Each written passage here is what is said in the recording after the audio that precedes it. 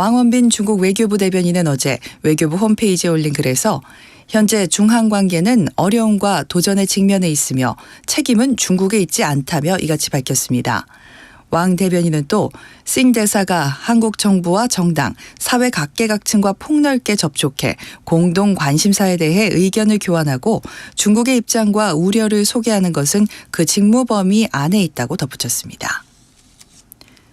토니 블링컨 미국 국무부 장관이 오는 18일 베이징에서 중국 고위급 인사와 회담할 것으로 예상된다고 AP통신이 보도했습니다. AP통신은 현지 시각으로 9일 미국 정부 당국자들을 인용해 블링컨 장관이 다음 주 중국을 방문하며 18일 베이징에서 칭강 중국 외교부장과 회담할 것으로 예상된다고 전했습니다. 또 시진핑 국가주석을 만날 가능성도 있다고 보도했습니다. 주유소의 휘발유와 경유 가격이 동반 내림세를 이어갔습니다.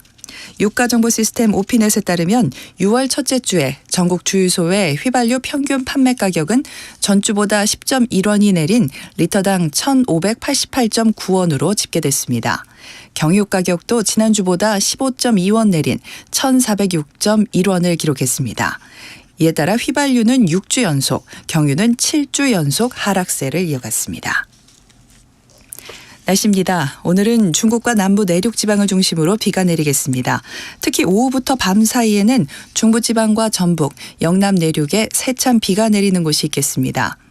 예상 강수량은 수도권과 강원 영서, 충청권에서 10에서 60mm고 그 밖에 중부지방과 남부 내륙 지역은 5에서 40mm입니다.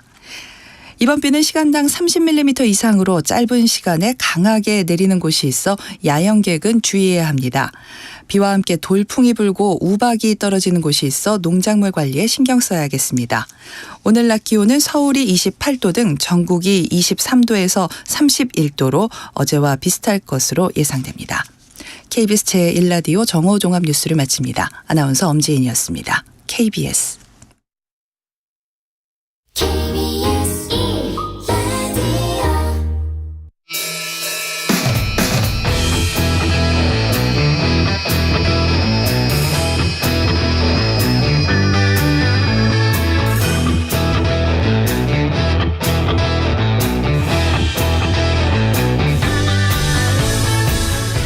주말 시사의 중심, 정관용의 시사본부.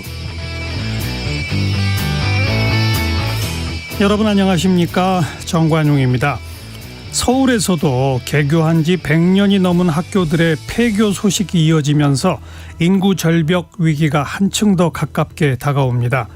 이런 상황에서 임신부가 이 분만실 병상이 부족해 강원도 속초에서 서울까지 헬기로 이송되는 상황이 발생하는가 하면 지난 어린이날 연휴에는 5살 아이가 제때 치료를 받지 못해 숨지는 안타까운 일이 벌어지기도 했는데요. 건강보험심사평가원에 따르면 최근 10년간 전국의 동네 의원이 24%나 늘어나는 동안 산부인과 또 소아청소년과 의원만 줄어들었다고 합니다. 우리의 이 저출산 정책 단추가 잘못 채워져 있는 것은 아닌지, 또 골든타임을 놓치고 있는 것은 아닌지 좀 빠른 진단과 대응이 절실해 보입니다. 정관용의 시사본부 토요일 순서 시작합니다.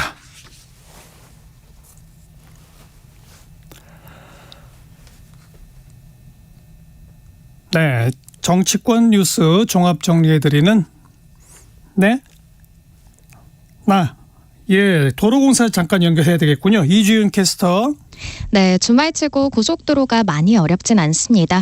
아무래도 지난 연휴에 나들이 다녀와서인지 이번 주말은 집에서 쉬는 분들이 많은 것 같은데요.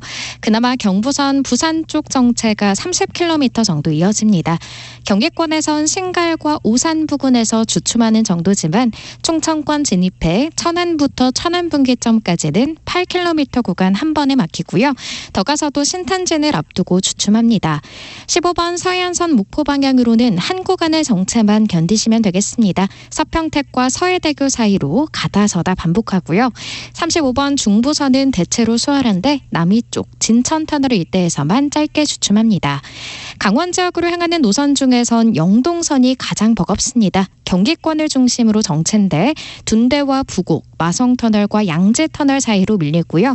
강원권 진입한 후로는 원주 일대에서만 5km 구간 속도 떨어집니다. 서울 양양선은 외곽 쪽 남양주와 화도 사이로 정체입니다. 지금까지 한국도로공사 교통센터 이주은이었습니다.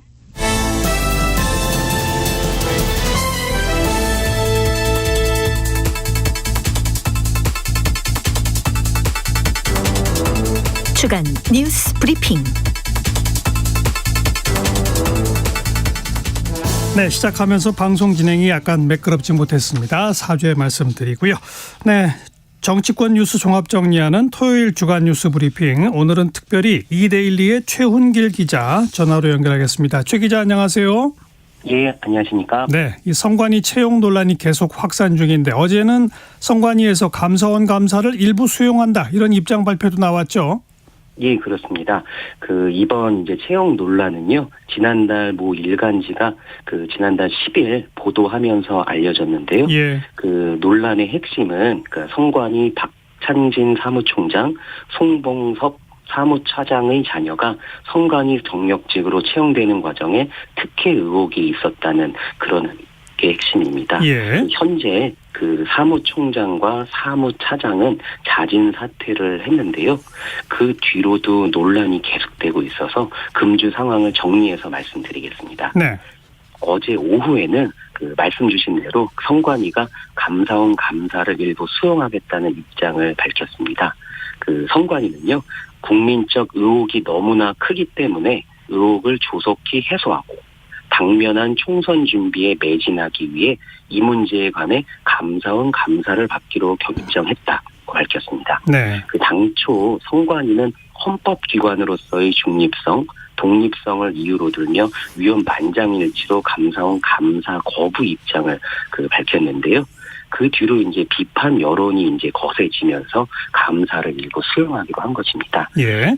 감사원 감사와 별도로 선관위는 권익위 전수조사도 받습니다. 어제 정승윤 권익위 부패방지 부위원장이 기자 간담회를 했는데요. 그 자리에서 정 부위원장은 최근 7년간의 특혜 채용 등 비리를 중점적으로 조사할 계획이다.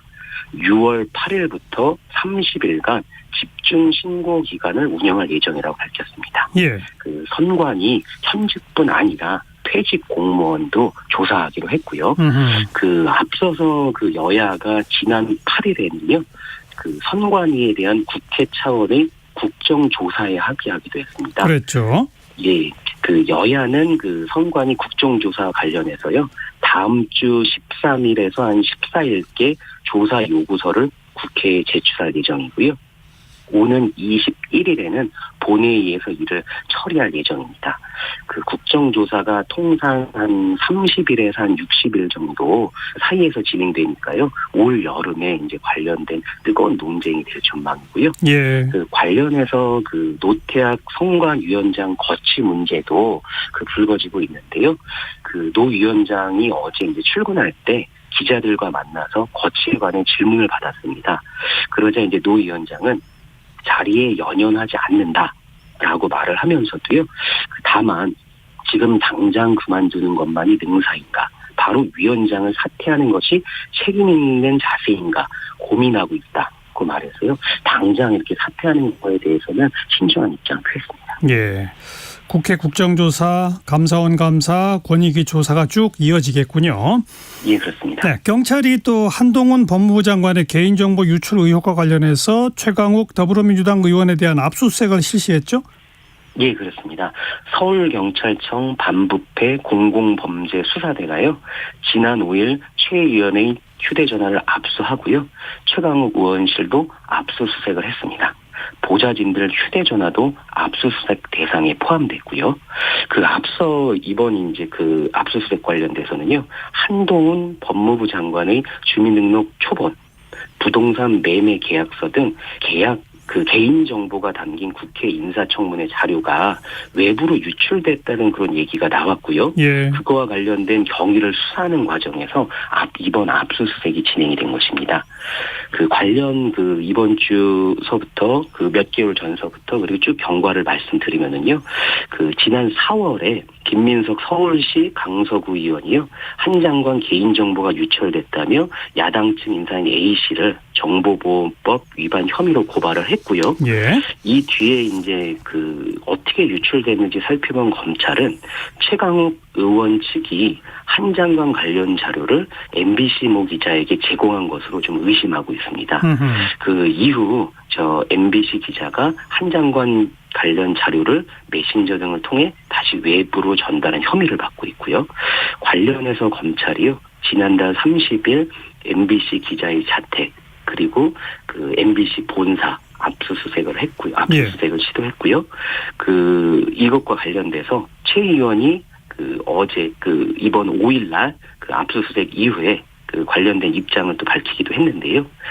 최 의원은 형사소송법이 규정한 대로 필요한 최소한의 범위 내에서 진행되는 것이 맞는지 의문이다라고 이제 말을 하면서 과도한 압수수색이었다라는 취지로 입장을 밝혔고요. 예. 같은 날 민주당 의원 21명도 긴급 입장문을 발표를 했습니다.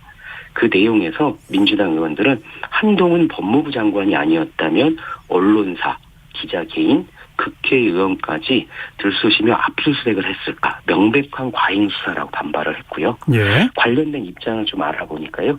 경찰은 절차적 위법이 없었다. 최 의원 압수수색 관련돼 가지고요. 네. 선을 그었고요. 한동훈 장관도 압수수색을 당일한 진행됐을 때 기자들과 만난 자리에서 이렇게 얘기했습니다. 가해자가 피해자를 탓하는 모습이 정상적인 것이 아니다. 이 사건 관련돼 내가 신고하거나 고소한 적이 없다며 선을 그었습니다. 그러니까 지난 4일 고발장을 받은 검찰 수사가 현재 이제 본격화되는 양상이어가지고요. 여야 간 공방은 더 뜨거워질 것으로 보입니다. 그러네요. 더불어민주당의 혁신기구 위원장으로 임명됐던 이래경 다른 백년 명예이사장이 선임된 지 반나절 만에 사의를 표명하는 일도 있었죠? 예, 맞습니다. 이번 주에도 관련된 이슈가 많았는데요. 관련돼서 좀 경과를 좀 설명드리면은요. 처음에 이제 지난 5일 월요일이죠. 이날 민주당이 이 이사장을 민주당 혁신기구 위원장에 선임한다고 밝히면서 논란이 이제 불거졌습니다. 예. 당시 이재명 대표가 최고위원회에서 직접 선임 결과를 발표를 했는데요.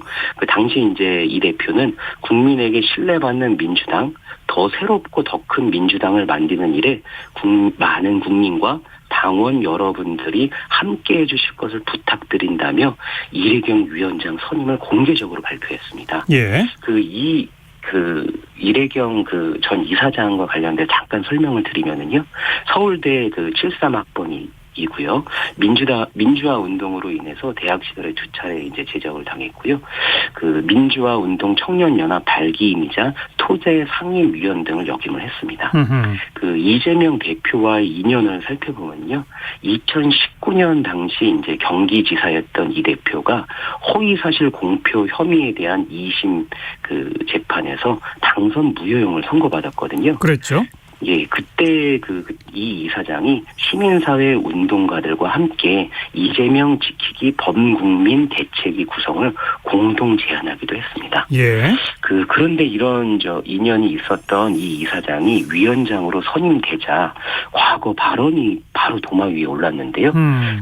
아시겠지만 잠깐 설명을 해드리면 북한의 이제 천안함 폭침을 두고서는요. 자폭된 천안함 사건을 조작해서 남북 관계를 파탄낸 미 패권 세력이다라는 이제 좀 표현을 썼고요. 예. 지난 5월에는 미국 CIA가 대통령실 도감청 의혹을 제기를 하면서 한국 대선에서도 미 정보 조직들이 깊숙이 개입했을 것이라고 주장하기도 했고요. 러시아의 우크라이나 침공과 관련돼서는 푸틴을 전쟁 범죄자로 몰았다며 러시아를 옹호하는 발언을 하기도 했습니다. 아하. 사실 이게 선임할 때부터 바로 그날 5일날 아침부터 보도들이 이제 쏟아지기 시작을 했고요. 예. 당 안팎에서는 천안함 사건의 당사자인 이제 최원일 전 천안함장이 공개적으로 이제 반발을 했고요. 또 이 과정에서 권칠승 민주당 수석 대변인이 설화에 휩쓸려서 논란이 더 커졌고요. 또 대통령실에서도 CIA 개입설에 대해 기자들에게 사실 무근이고 오히려 이제 동맹국 간 신뢰를 깨뜨릴 수 있어서 매우 부적절하다. 그런 입장을 이제 동시다발적으로 지금 제기를 했고요. 예. 민주당 내에서도 우려 목소리가 컸었습니다. 그러다 보니까 이 이사장이 그 5일 오후 아침에 혁신위원장이 선임된 후에 약 9시간 만에 사의를 표명을 했습니다. 그 당시 이제 사의를 표명한 내용을 잠깐 설명을 해드리면요. 그 이 이사장은 사의를 표명을 하면서 사인이 개인이 어떤 진임 판단과 의견이 마녀 사장식 정쟁의 대상이 된 것에 대해 매우 유감스럽게 생각한다. 하면서 위원장직을 내려놓았고요. 관련해 이재명 대표도 입장을 밝혔는데요. 당에서 벌어진 일에 대해 당대표가 언제나 책임을 져야 된다. 그렇게 좀 책임을 지겠다는 입장을 밝혔습니다. 예. 좀 이로써 민주당의 혁신 논의가 다시 이제 원점으로 이제 복귀하게 됐고요. 당내에서는 그 추가 인선이 만만치 않아서 하루속히 위원장을 선임하는 것은 어려울 것이라는 좀 분위기라고 합니다. 그러니까 이재명 대표 체제 출범 이후 그 불거진 내부 갈등을 봉합하기 위해서 혁신위가 꾸려졌는데 시작부터 이제 내부 갈등이 더 커진 상황이라서 민주당의 고심이 깊어지는 상황입니다. 예. 새로운 이 방송통신위원회 위원장에 이동관 전 청와대 홍보수석이 지명될 것으로 알려진 이후에 여러 논란이 또 나오고 있죠. 그저께는 이 전 수석이 관련된 입장을 밝히기도 했죠. 예, 그렇습니다. 요 논란도 참 뜨거운데요. 그러니까 지난달 30일까지 관련 일정이 쭉 올라갑니다. 그날 찾아보니까요. 지난달 30일 날 어떤 일이 있었냐면 윤석열 대통령이 인사혁신처에서 한상혁 방송통신위원장에 대한 면직안을 올린 것에 대해서 재가를 했습니다. 그렇죠. 한상혁 위원장이 이제 면직 결정이 내려진 건데요. 예. 한 위원장이 당초 임기가 오는 7월 말까지였는데 면직을 하면서 그러니까 이번 6월 달에 새 방통위원장 선임 논의가 이제 부상되기 시작했습니다. 그렇죠. 사실 요 면직 소식이 알려지자마자 언론에서는 차기 방송통신위원장에는 이동관 전 홍보수석이 1순위로 거론된다. 그런 보도들이 쏟아지기 시작했거든요. 예. 잘 아시겠지만 잠깐 이전 수석 양력을 말씀드리면 2008년 이명박 정부와 함께 출범했을 때 초대 청와대 대변인을 지냈고요. 이명박 정부 초대 홍보수석 비서관도 지냈고 이후에 청와대 언론 특별 보좌관까지 거치면서 이른바 MB의 2부로 불렸습니다. 예. 이전 수석은 윤석열 정부 인수위에서는 특별 고문으로 위촉되기도 했고요. 그런데 이제 방송통신위원장 자리가 사실 이제 미디어 관련 정책과 규제를 받는 사실 영향력이 큰 자리다 보니까. 그렇죠. 관심이 높고 또 하나 내년에는 또 총선을 앞두고 관련 총선 보도든 여론에도 좀 관련돼 있는 자리다 보니까 초미 관심사인 장관급 자리입니다. 예. 그런데 이전 수석 하마평이 나오자마자 야권을 중심으로 해서 반발 기류가 이제 거셌고요. 그 이유를 이제 보니까요. 이명박 정부 당시에 이제 종편이 만들어지고 공영방송에 대한 장악 논란이 거셌거든요. 그랬죠. 그 당시에 이제 방송사 기자, PD들의 이제 관련 이제 집회도 많았고요. 그 당시에 이제 저도 이제 국회 출입하면서 미디어법 처리 과정을 이제 봤는데요. 그 당시에 이제 국회에서도 물리적인 충돌까지 벌어질 정도로 좀 문제가 심각했습니다. 예. 그러다 보니까 민주당에서는 공식 논평을 통해서 이명박 정부의 방송 장악을 되풀이하는 의도라고 반발했습니다.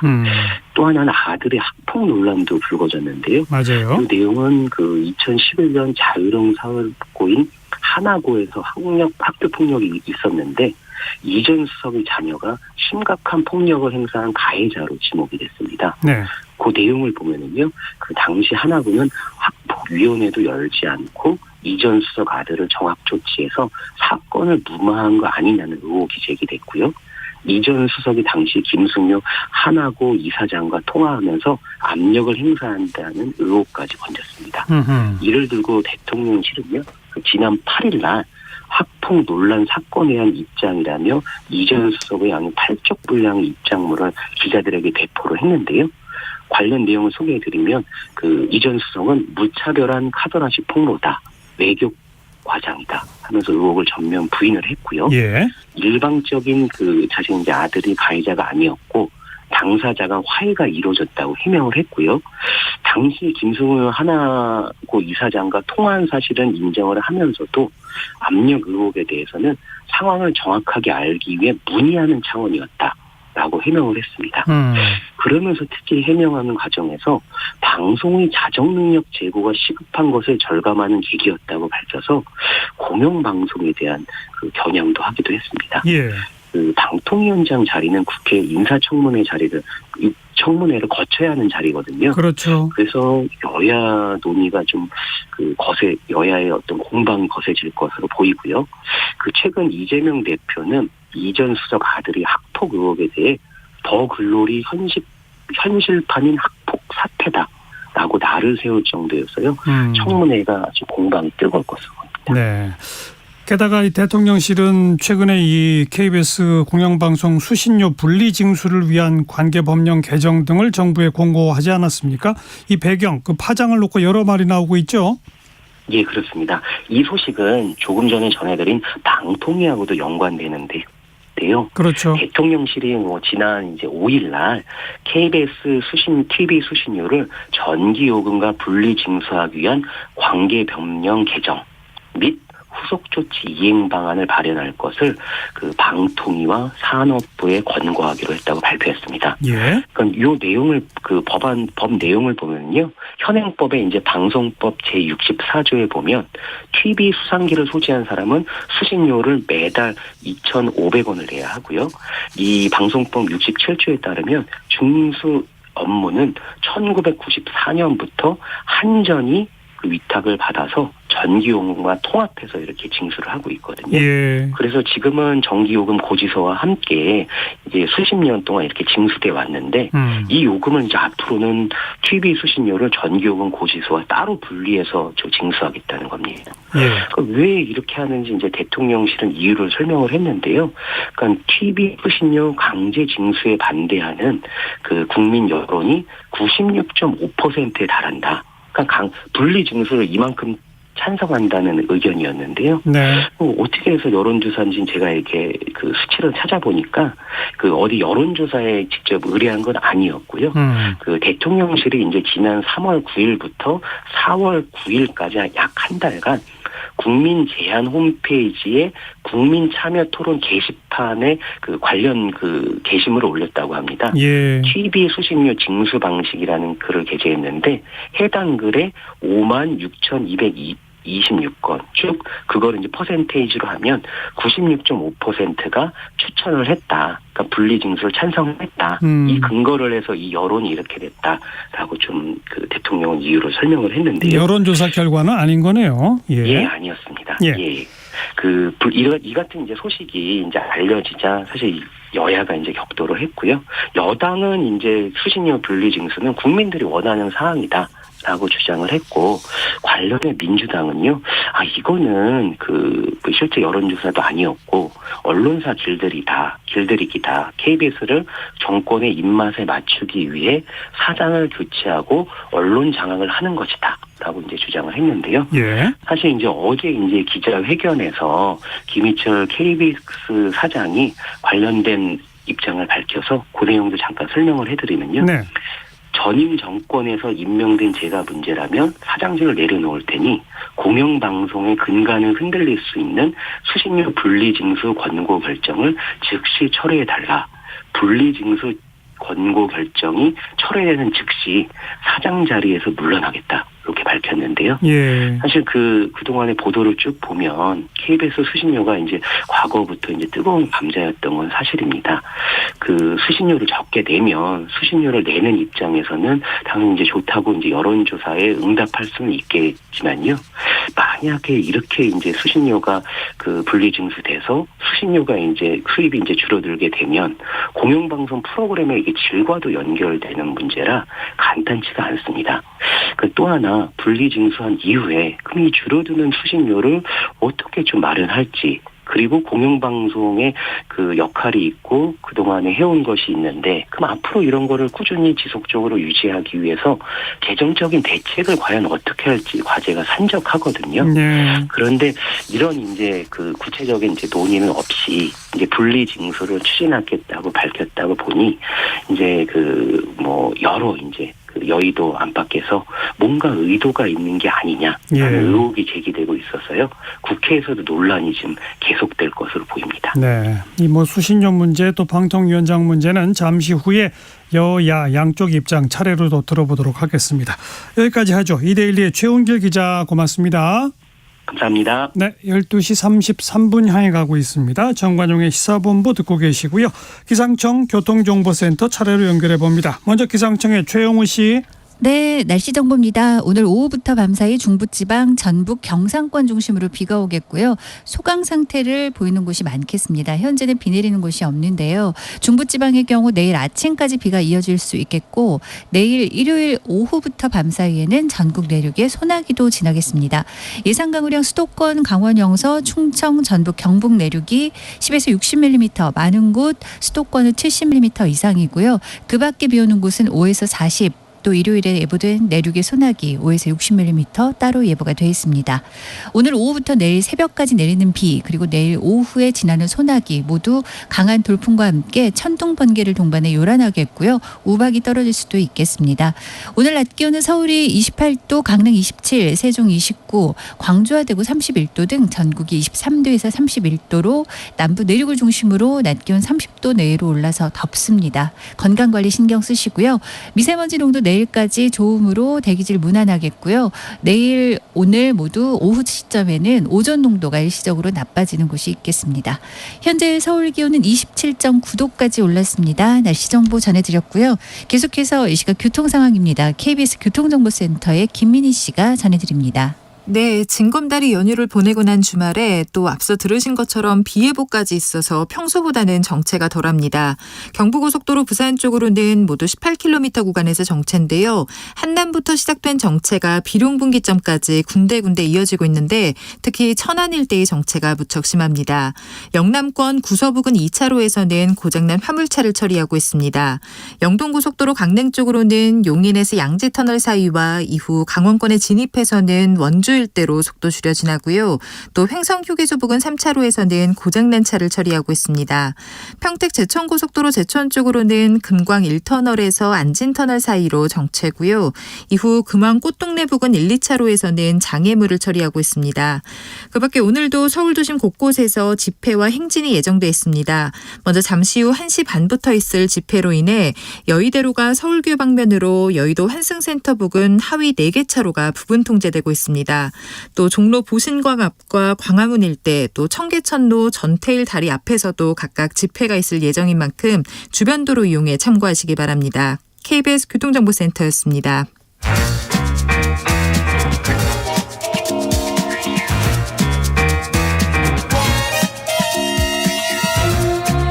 KBS 1라디오의 시계는 쉬지 않고 돌아갑니다. 주말 정오, 정관용의 시사본부. 네, 임기 2달 남은 방송통신위원회 위원장을 면직한 부분, 또 이 공영방송의 근간이 되는 수신료 분리 징수를 시도하는 부분, 이걸 두고 기울어진 운동장을 정상화하는 것이다라는 여권의 입장과 공영방송 장악 음모다라는 야권의 입장이 팽팽히 맞서고 있죠. 여야 관계자 차례로 연결해서 직접 이야기 듣겠습니다. 먼저 국민의힘 전 비대위원이시죠. 김행 전 비대위원, 안녕하세요. 네, 안녕하세요. 네. 네. 임기가 그렇게 많이 남지도 않았는데 굳이 한상혁 위원장을 면직했어야 할까요?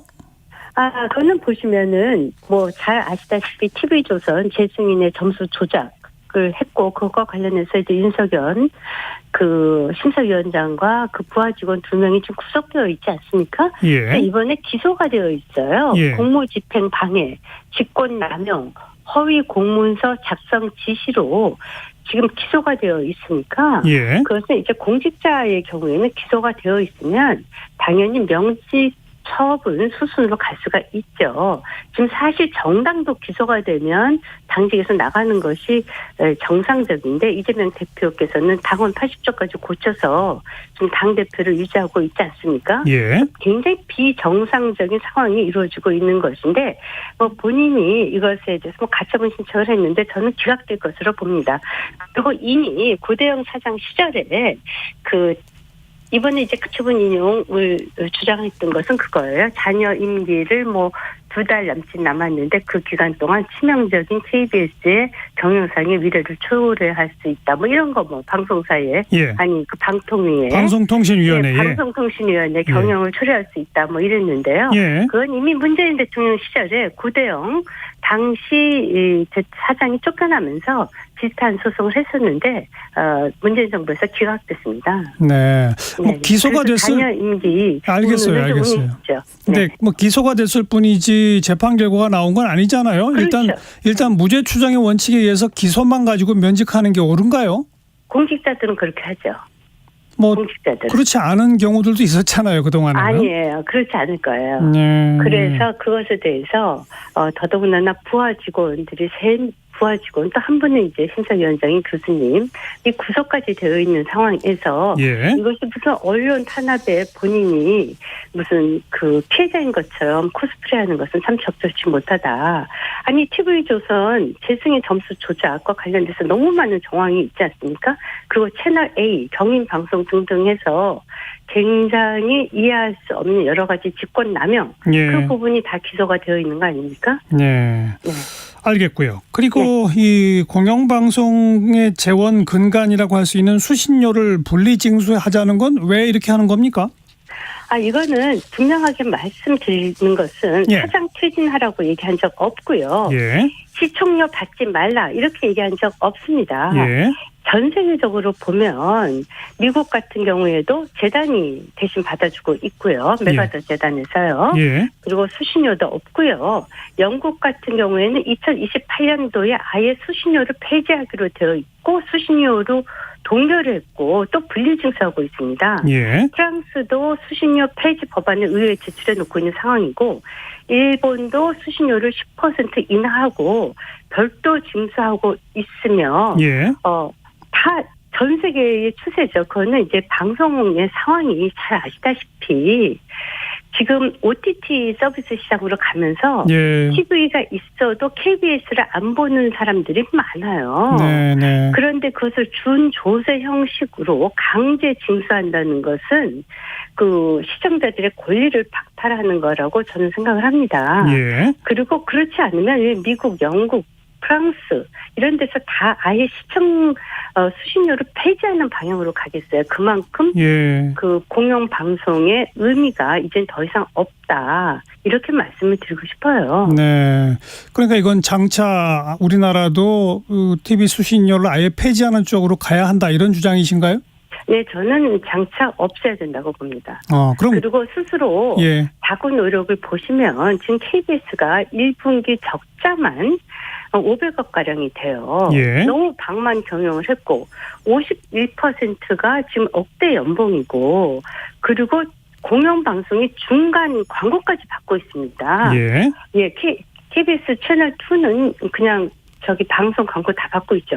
외국의 공영방송들 광고 안 받고 있는 거 아시죠? 예. 네, 그리고 또 지금 1000여 명이 보직도 없이 지금 놀고 있다고 하지 않습니까? 예. 그럼 경영 정상화를 할 생각은 하지 않고 이렇게 방망 경영을 하는 것을 국민들의 세금으로 때우는 것은 이것은 말이 안 되고요. 네. 그러니까 국민들의 97%가 분리징수에 찬성을 하는 겁니다. 안 그러면 여론전에서 밀렸잖아요. 예. 만약에 이것이 언론 탄압이라면 알겠어요. 국민들이 다 나서겠죠. 예. 네. 하나하나 좀 지적하자면 우선 네. 97%라고 하는 얘기는 대통령실이 일종의 게시판을 하나 이렇게 열어놨는데 거기에 의견을 보낸 사람들을 집계한 거니까 네, 5만여 명. 객관적인 여론조사 결과는 아닌 거죠, 그죠? 네, 맞습니다. 네. 근데 객관적인 여론조사 결과로는 한 80% 정도 찬성하는 것으로 나오고 있어요. 뭐 그 이제 또 그런데 이제 알겠습니다. 그 얘기는 그 정도 네네. 하고요. 네. 말씀하신 것처럼 최근에는 TV 수상기가 사실 뭐 넷플릭스를 보기 위한 기계다 이렇게 불려질 정도라고 하는 변화 저도 인정합니다. 네, 그렇죠. 그리고 외국의 공영방송들은 광고 안 받는다는 것도 인정을 합니다. 그런데 네네. 그 외국의 특히 영국이나 이런 데의 공영방송의 그 TV 수신료는 우리나라의 한 10배 되잖아요. 아니죠. 아예 영국은 이거 문제가 너무 많다. 아니 그러니까 2028년부터 없애기로 한 거고 기존의 광고를 전혀 안 받고 공영방송을 유지해온 외국의 공영방송들은 TV 수신료가 우리의 한 10배씩 됐던 건 인정하시죠? 제가 나라마다 수신료가 얼마인지는 정확히 통계가 없어서 죄송하고요. 분명한 것은 자 보십시오. 그 KBS가 TV 수신료를 올려달라고 한 적이 있어요. 계속 주장하고 있죠. 예. 네, 그렇죠. 2012년인가 그때 그 주장했었죠. 예. 당시 이명박 정부였습니다. 예. 그때도 굉장히 치열하게 싸웠죠. 예. 그래서 당시에 KBS가 수신료 올려달라고 자사 이기주의적 보도를 엄청나게 해서 주의 조치받고 권고 조치받고 그것을 문제 삼은 게 바로 지금의 민주당입니다. 예. 그때 민주당은 그러면 왜 그것을 문제 삼았어요? 예. 그렇잖아요. 네. 왜 KBS 수신료 올려달라고 하냐. 알겠습니다. 알겠습니다. 네네. 일단 김행 전 비대위원의 개인 입장이지만 일단 장기적으로는 수신료를 아예 폐지하는 쪽으로 가야 한다는 생각이라고 하셨는데 그러면 공영방송은 없어도 되나요? 저는 이것은 굉장히 상당한 논의가 필요해요. 공영방송 시작한 지가 40년이 됐습니다. 예. 그러니까 공영방송을 무조건 없애야 된다라고 주장하는 것은 바람직하지 않다고 봐요. 예. 그래서 그 전에 지금의 KBS가 지난 40년 동안 정말 공영방송다운 방송의 역할을 했는가? 이제는 막바지에 달했다고 봐요. 예. 보세요. 지금 현재 그 KBS의 김을철 사장님이 언론을 어떻게 문재인 정부가 장악을 했는지를 가장 잘 아는 본인이에요. 그리고 그것이 아니었으면 본인은 사장이 될 수도 없었었어요. 예. 그리고 그때 진실과 미래위원회 진미위 만들어갖고요. 그 적폐 기자 수사한다고 하면서 19명 그 해임시키고 뭐 보직 해임. 예, 알겠습니다. 알겠습니다. 예. 당사자잖아요. 예. 네네. 그 짧게 한 말씀만 그냥 네네. 질문 드릴게요. 뭐 지금 문재인 정부 때 그 KBS가 어땠다. 또 거슬러 가보면 이명박 박근혜 정부 때는 또 KBS가 어땠다. 뭐 여권 야권에서 다들 지적하고 맞습니다. 있는 건 맞습니다. 그런데 그래서 공영방송의 지배 구조를 좀 바꾸기 위해서 방송법 개정하자는 거에 대해서는 왜 반대하시는 거죠? 지금 여야 7대4 구조를 21명으로 바꾸자는 거 아닙니까? 예. 그래서 그들이 내세운 것들을 보면 3분의 2가 21명 중에 3분의 2가 그 민원연 또 그 좌파단체들하고 가까운 조직들이죠. 예. 방송 언론 학회라든가 시청자위원회, 방송 관련 위원회 또 부칙으로 그 자녀 임기의 사장과 이사진들은 무조건 임기를 보장해야 된다. 이런 것까지 넣어놨는데 예. 분명히 말씀드리고 싶은 것은요. 박홍근 의원이 어떠셨냐. 박근혜 정권 말기에 비슷한 법안을 냈습니다. 네. 왜냐하면 박근혜 정부 때 본인들이 그 불이익을 받는다고 해서 비슷한 법안을 냈어요. 예. 그랬다가 문재인 대통령이 되니까 법안을 걷어들였어요. 네. 제가 거꾸로 얘기할게요. 예. 지금 이재명 후보가 대통령이 됐고 우리 당에서 이것을 제출을 했다. 이런 식의 똑같은 법안을 제출했다 그러면요. 반대할 거다. 이재명 대표는 반드시 대통령이 되셔서 거부권 행사했을 것입니다. 알겠습니다. 그래서 제 말은 40년의 공영방송에 얼룩진 것 예. 이제는 제도를 세워야 된다. 예. 그 말씀 드리고 싶어요. 네. 국민의힘의 김행 전 비대위원이었습니다. 고맙습니다. 네, 감사합니다. 이번에는 장경태 민주당 최고위원 연결합니다. 안녕하세요. 네, 안녕하세요. 장경태입니다. 한상혁 위원장 면직한 거에 대해서 어떻게 생각하세요? 지금 여권에서는 이 범죄 혐의로 기소됐으니까 또 부하 직원들이 구속됐으니까 당연하다 이런 주장인데요. 방통위가 독립적이고 공정성으로 운영돼야 되는 건 모두 다 알 것입니다. 그런데 이 방송통신 정책을 어찌됐든 운영하고 있는 한상혁 위원장이 이렇게 위법적이고 초법적인 탈법적인 면직을 강제로 시킬 수 있을 만한 권한이 대통령에게 있는지 잘 모르겠고요. 예. 이 방통위의 중립성과 공정성을 모두 다 해치는 이 부당한 해임이었다라고 봅니다. 그렇기 때문에 이건 뭐 절대 있어서도 안 되고 있을 수도 없는 일이고요. 부하 직원들이 구속될 정도의 범죄 혐의로 기소된 거에 대해서는 어떻게 보세요? 여러 가지 아직 논란은 있습니다만 그 기소 또한 그 무리한 기소다. 또 이 검찰이나 경찰의 여러 가지 이 악의적인 보복 수사다라고 보는 시각이 엄연히 존재합니다. 실제로 이 여러 수사 과정에서 지금 일어나는 일들도 방통위의 통상적 업무 범위 내에 있다고 보는 것이 다수거든요. 그렇기 때문에 이분들이 지금 현재 검찰에 의해서 기소는 되어 있지만 앞으로 법원 재판 과정에서는 충분히 결백을 입증하리라 봅니다. 면직한 이후에 즉각 차기 위원장 후보로 이동관 현 대통령실 대외협력 특별보좌관이 유력한 걸로 거론되고 있는데 이건 어떻게 보세요? 이게 MB 정권 시즌 2인데요.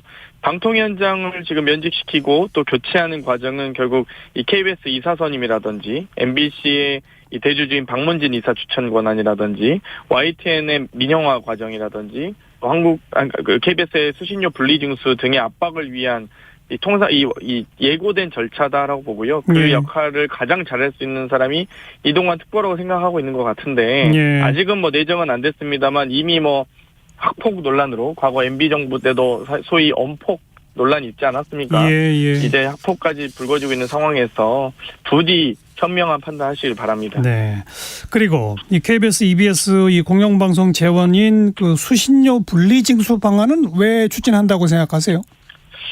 국민의힘의 공영방송 흔들기, 특히 KBS 흔들기의 대표 아이템입니다. 그래서 40년째 지금 동결되어 왔던 수신료는 오히려 인상해야 되는데 이 수신료 외에 재원 마련 대책이 하나도 없이 아무런 논의 없이 그냥 단순하게 좀 분리하겠다라고 협박하는 거거든요. 이 정권은 협박이나 보복 말고는 할 줄 아는 게 없는가 봅니다. 그러니까 예를 들면 KBS가 재원이 어찌되면 수신료에서 나오는데요. 그것을 없앨 경우에는 어떻게 재원 마련하겠다라든지 정부가 이 세금으로 지원할 것인지 여러 가지 이 고민들이 있어야 되는데 전혀 대책도 없이 지금 무대뽀로 밀어붙이고 있는 형국입니다. 근데 당장 수신료를 없애겠다는 건 아니고 지금 한전이 그 전기요금과 합쳐서 징수하고 있는 걸 분리징수를 추진해 보겠다는 거에 대해서는 왜 그런다고 보세요?